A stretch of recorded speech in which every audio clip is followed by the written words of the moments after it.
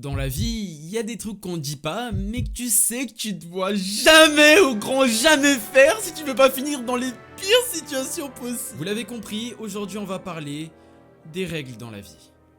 L'urinoir. Je sais qu'il y a des malades mentaux qui trouvent ça drôle de chier dans l'urinoir, mais par pitié, arrêtez s'il vous plaît. Non mais sérieux, t'as vu quand tu vas aux chiottes, il y a cette règle avec l'urinoir. Ça veut dire que s'il y a deux bougs qui pissent et qu'il y a l'urinoir du milieu qui est libre, bah tu vas pas ramener ton corps allongé au milieu. Tu vas prendre les toilettes d'à côté comme un humain normal. Non mais imaginez la sensation de pisser à côté d'un gars que tu ne connais pas.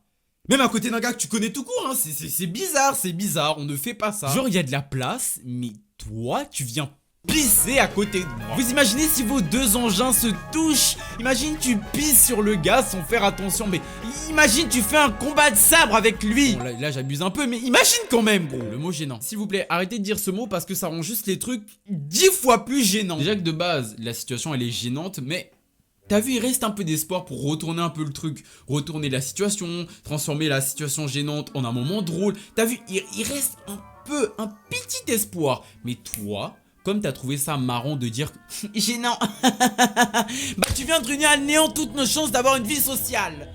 Pourquoi? Le pire, c'est qu'en général, bah c'est pas si gênant que ça. Mais dès que ce mec ose pointer le peu de malaise présent dans la situation, là, seulement à partir de là, toute l'ambiance de la salle change. Une pression spirituelle obscure s'installe, tout le monde te regarde comme si t'étais un déchet. Avant, personne connaissait ce mot, hein, mais grâce à ce fléau qu'est TikTok, on en est arrivé avec des Kwakubé, des Tana, les boucs ont même inventé des dérivés, frère. T'as l'Avenger, Double Monstre, et même cette monstruosité qui est...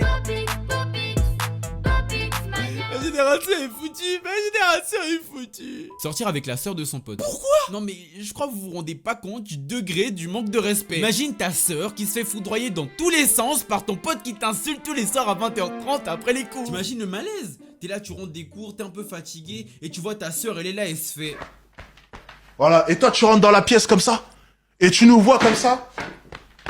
Voilà, ce jour-là, mon ami, tu vas revenir vers moi, tu vas dire ok c'est bon, j'ai compris la leçon Alex. Ça veut dire même quand tu seras là, ton pote il va penser à ta sœur, et aussi quand il sera avec ta sœur, il va penser à toi. Comment tu peux regarder ton pote droit dans les yeux en sachant qu'il fait un CDI à ta sœur? Comment tu fais? Les gars, on ne sort pas avec la sœur de son pote et on ne sort pas avec son ex. Raconte pas ta vie. Je sais pas si vous êtes au courant, hein, mais dans le respect. On reste dans le respect.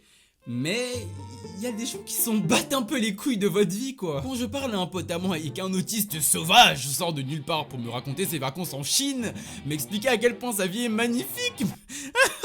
Mais je serre mon crâne. T'as vu, quand tu connais pas un bout, quand t'as vraiment pas envie, en fait ce mec tu le détestes pas, mais enfin tu t'en bats un peu les couilles de ce qu'il dit quoi. Il arrive et il te raconte sa vie.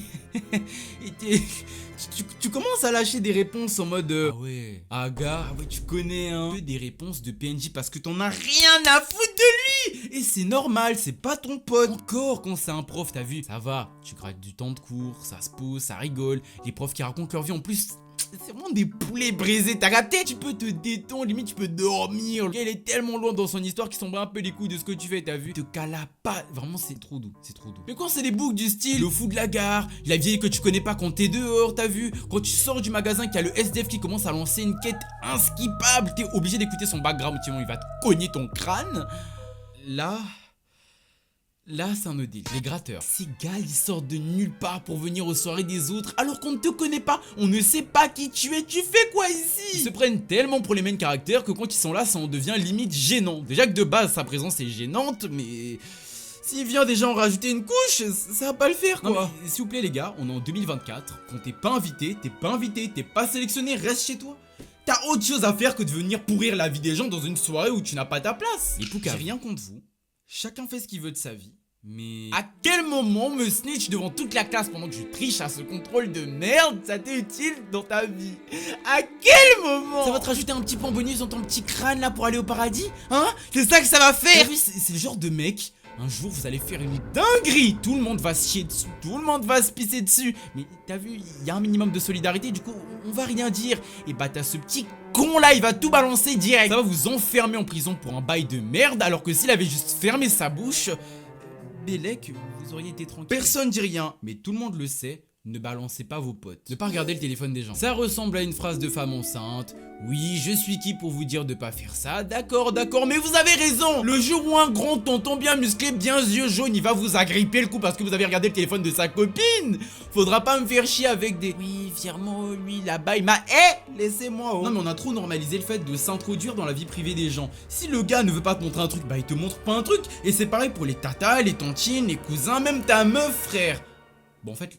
Ta meuf c'est normal, Mais quand même, imagine, elle tombe sur une vidéo de, je sais pas moi, ton pote en string. C'est bizarre dit comme ça, mais c'est un exemple. Mais imagine, elle tombe sur une vidéo de ton pote en... Comment elle fait? C'est gênant, c'est gênant, on est d'accord. Ton pote avec un... Oh, c'est ça, putain, pourquoi j'imagine ça moi aussi? Bref, c'est gênant, on n'imagine pas et on passe au suivant. Être un branleur. Arrêtez de vous branler. Non mais sérieusement, arrêtez de vous branler. À cause de ce genre de mecs qui pensent qu'on va travailler à leur place pour le DM de maths, moi j'en ai perdu des heures de sommeil, de repos, de tranquillité. Que je sais pas moi. J'aurais pu passer sur... Bah sur rien en fait ça merde. Faites votre part du travail, que ce soit au collège, au lycée, comme au taf. Arrêtez de vous reposer sur les autres et espérer que tout va vous tomber dans la bouche. Non mais je déteste ce type de personne qui ne fait aucun effort pour se débarrasser d'un problème, juste passer de la mauvaise situation à la bonne quoi. Parce qu'en plus de ça, souvent ils aiment bien jouer les victimes. Alors que si c'était bougé juste un peu plus tôt, je sais pas moi, 1 heure avant t'aurais révisé pour ton contrôle de maths, peut-être que t'aurais pas été dans la merde, on ne sait pas. Les gars, la seule chose que vous gagnez à être un branleur, c'est que tout le monde dans la vie va vous détester. Personne ne va vous le dire, mais ils vont tous vous détester. Que ce soit les profs qui vont voir que tu ne travailles pas, que ce soit tes employeurs qui voient que tu ne travailles pas, que ce soit ta daronne qui voit que tu ne travailles pas. Je sais pas, passer un coup de balai, est-ce que c'est compliqué? Oui. Mais non, on vous demande pas de décrocher la lune les frères. Si t'es à l'école, va en cours, c'est déjà bien, t'as vu. Si t'es en entreprise, fais le minimum. Si on te demande de passer 20 appels dans la journée, bah passe 20 appels et c'est tout frère. Les mecs chiants. Vous savez, quand tout se passe bien, quand tout est tranquille, et que vous passez la meilleure des journées, il y a toujours ce petit con qui vient tout gâcher. Parce que, vas-y, c'est drôle frère. Percer le ballon d'une fille de 5 ans qui a rien demandé, c'est drôle. Jeter la pizza par terre que vous attendiez depuis 1 heure pour manger, c'est marrant. Pire, c'est qu'ils sont vraiment dans leur délire. Ça veut dire que tu peux pas les raisonner parce qu'ils vont juste se foutre de ta gueule. T'es là, t'es rationnel, t'essayes de lui faire comprendre que c'est pas drôle. Mais va juste taper tout le quartier pour se foutre de ta gueule. Et même quand t'arrives à lui faire comprendre que ce qu'il a fait c'est mal, il va réussir à retourner la situation contre lui pour jouer la victime. Les gars, s'il vous plaît, soyez courtois, soyez normaux entre vous. On se le dit pas souvent, mais on ne harcèle pas les gens, on ne harcèle personne. Ne laissez pas vos pensées intrusives rentrer dans votre cerveau parce que oui, ça serait drôle de lui faire bouffer sa paire de chaussures. Non, c'est pas drôle. Gardez les secrets. Imagine, je sais pas moi, je te raconte un secret de ouf sur moi. Je te dis de le dire à personne. Mais toi, comme t'es un déchet, comme t'es un parasite, tu vas le dire à tout. Je te l'ai dit hein, de le dire à personne. C'est un secret. Le mot lui-même te dit que si tu leaks, t'es une merde. Mais tu vas faire quoi? Tu vas aller le dire à tout le quartier. Vous savez, pendant un temps, j'étais à fond sur TikTok. Et j'ai changé d'école entre temps, t'as vu, j'ai bougé pour aller dans une autre ville. Et bah, t'as vu quand je suis arrivé, j'ai montré ce que je faisais à un gars. Je lui ai dit, ouais, regarde, moi je fais ça et tout sur TikTok, c'est trop bien. Et le gars, tu vois, c'est même pas, je lui ai dit, ne dis à personne. Tu vois, c'est du bon sens. Tu vas pas dire à tout le collège ou à tout le lycée que ce mec là-bas, ce gars-là. Mais non, tu regardes la vidéo mais t'es pas abonné. T'as même pas mis ton petit like, ton petit pouce bleu, t'es même pas sur le Twitch, le Discord, le Insta. Tu sais qu'on va bientôt stream sur le Twitch, donc viens un peu là, venez donner de la force. C'est dans la description les gars, j'explique tout. Wesh, comment je fais mes vidéos, les trucs, les machins. Regardez la description. Venez sur le Insta, s'il vous plaît. Mais sur Twitch parce qu'on va stream. Ok? Allez, vas-y, je vous laisse avec la vidéo. Pas de spoil. On est en 2024, on n'est plus en 2012, on n'est plus en 2017. On ne spoile pas, c'est une règle universelle. T'as vu le dernier épisode de Jujutsu Kaisen? Tu veux en parler à quelqu'un? Et bah tu vas en parler tout seul. Laissez les mecs qui ont pas vu l'anime tranquille. Non mais c'est quoi ton problème à vouloir raconter la vie de Luffy sur 7 saisons alors qu'on a même pas commencé l'anime? On dirait qu'il y en a ici qui tiennent pas à la vie hein. Il suffit que tu tombes avec un petit malade, un mec qu'on a suffisamment marre de toi pour qu'il fasse de ta vie un enfer. Mais non, tu regardes le nouvel épisode de Dragon Ball Daima.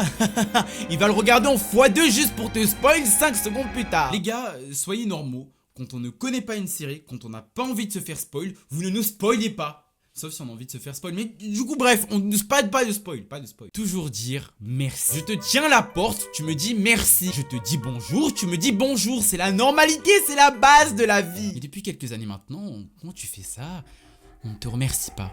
Quand tu dis bonjour dans la rue, on te dit pas bonjour. On n'est pas vos égales, bordel! Comment tu fais pour lâcher les vents des tornades de ouf comme ça en pleine rue? Mais vous êtes des sorciers, des voleurs, des voyous, vous êtes quoi? Quand tu vas voir un de tes gars, il est avec ses potes. T'as vu, tu le check. Pas que lui, hein. Tu check tout le monde aux alentours. On ne met pas de vent ici. Sauf que pour checker, les gars, faites attention parce qu'il y a une règle un peu spéciale. Quand il y a un bug à toi que tu veux checker, t'es obligé d'attendre d'entrer dans la zone de check. Si t'accélères un peu trop, si tu te rapproches un peu trop vite, bah c'est cramé, ça devient vite gênant. Fais genre tu l'as pas vu, petit hochement de tête, t'as capté, supplément check et c'est carré. Sachez qu'au Moyen-Âge, y'en a qui mouraient parce qu'ils disaient pas bonjour. Chez les Japonais, ça se découpait pour un mauvais regard. Ça brûlait toute ta famille parce que tu tenais pas la porte. S'il vous plaît, soyez normaux, dites merci et dites bonjour. C'est la base. Ne pas suivre une meuf. Quand une meuf marche devant toi dans les escaliers, tu ne regardes pas devant toi, mais tu regardes le sol. C'est du bon sens, les mecs. Restez dignes. À tout moment, la meuf se retourne et elle te voit en train de mater son maxi pétard en 4K Ultra HD. Et tu vas répondre quoi à ça? Qu'est-ce que tu vas faire pour te sortir de cette situation? Eh bah rien, t'es cramé, mon frère. C'est le même délire quand tu marches seul dans la rue. Tu vas au même endroit qu'une go, bah tu restes pas derrière elle, sinon tu vas passer pour le fou de la gare. T'es obligé de la dépasser pour éviter tout problème. Mais dès que la go est stressée, elle a sorti un taser, elle a appelé la police. Mais dès qu'elle fait de la boxe taille, tu meurs sur le coup. Eh frère, passez juste devant, on sait jamais, tracez votre route. Le coiffeur, il y a une règle absolue quand tu vas chez lui. Si te taillade ton crâne, si te casse ta boule de cristal, t'es obligé de lui dire que c'est bien. Même s'il t'a tordu ton crâne, même si tu ressembles à un Namek, mon frère, t'es obligé de faire le bon avec lui et de lui dire que c'est stylé. Le pire, c'est que on reste dans le respect, hein, toujours dans la zone du respect. Mais si t'as choisi un coiffeur blanc arabe, bah tu peux t'en vouloir qu'à toi-même quoi. Je suis désolé, 90% du temps, les coiffeurs qui tapent des masterclass, c'est tout le temps des renois. Et que parfois il y a des babtous, mais c'est tout le temps des renois. Je suis allé 2 ans chez un coiffeur au bœuf, 2 ans à me faire busqueter le crâne alors que je montrais une photo. Oh la vie de ma mère, je ressemble bien à une vieille merde. Il fallait voir mon crâne sous busquet, hein. Oh. De la 4e à la 3e, j'étais sous busquet. Est-ce que vous m'imaginez avec une... Imaginez pas trop... Mais imaginez pas, imaginez pas. Abonne-toi gros, wesh, s'il te plaît.